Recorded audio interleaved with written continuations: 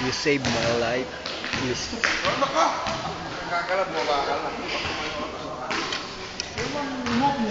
saved my life. Ginagawa niya.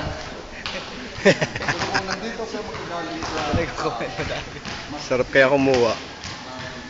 Kala ko kami kakain ng marami. Baka huling kain na namin yun. Ikaw pala.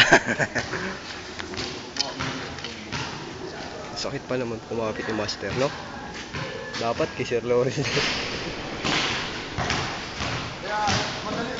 Hindi siya marunong mag-ganon. Siya kasi marunong mag-ganon eh, no? Buti na lang. Hindi natin alam masyado yun eh.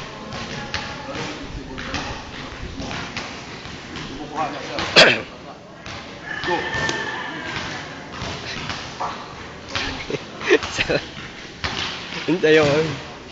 Yung matanding pitik eh.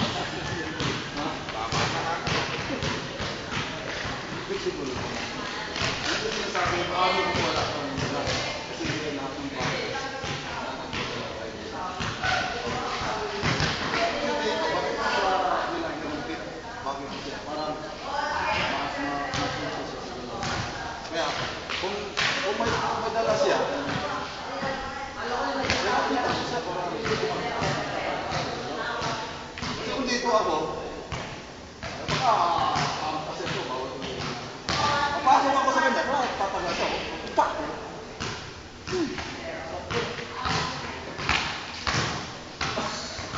You saved my life.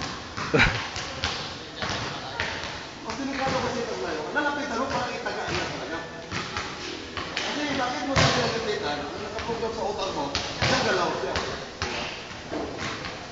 Kasi wala namang tatagaan na mga diretso talaga. Gaganon ko yan, di ba? Simula proseso ko aabutin ka.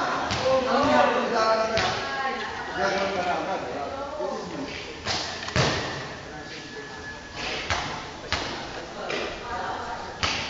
You saved my life. You saved my life. Kahit gagalaw siya, isang kamay mo, isa rin ang tama sa ganyan. Go!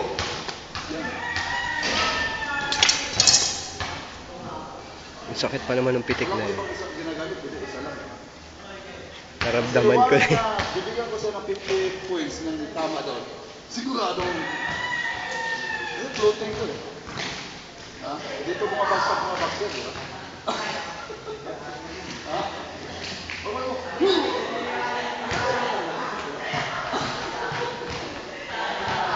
Okay, bukas na bukas. Yung pinsan niya. Paano ako makakama sa kanya? Napakalayo ko, nandito ako. Ha? Gano'n na. Ang pangit kasi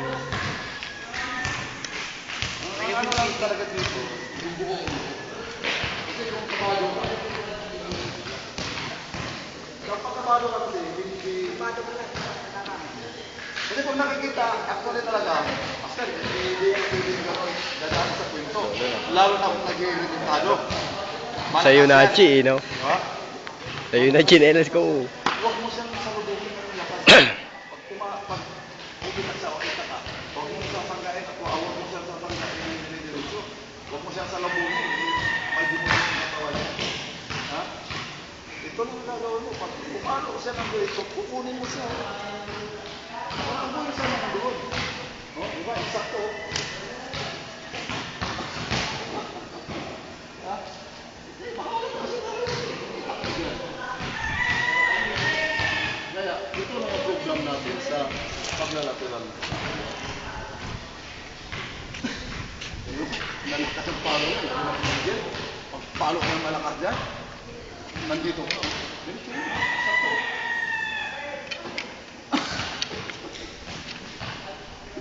Nandyan eh. Nandito ka. Kaya tatagain ako. Pag tagain na, wala na ako agad yan. Tama na yung strike na. Pag-builo niya, papasok niya naman. Ito.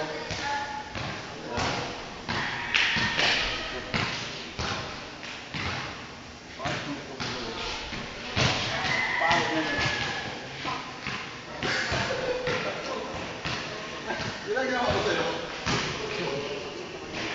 Saksak na nga yun. Lalo na ito kung gagaling dito, kasi ang bagsak niya doon, di ba? Yan ito, di ba? Pabulo niya, tulungan mo.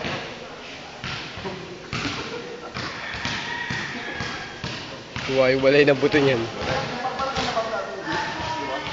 Kasi ang bulo niya, ano, di ba? 45 kaya. Kaya pala kaya.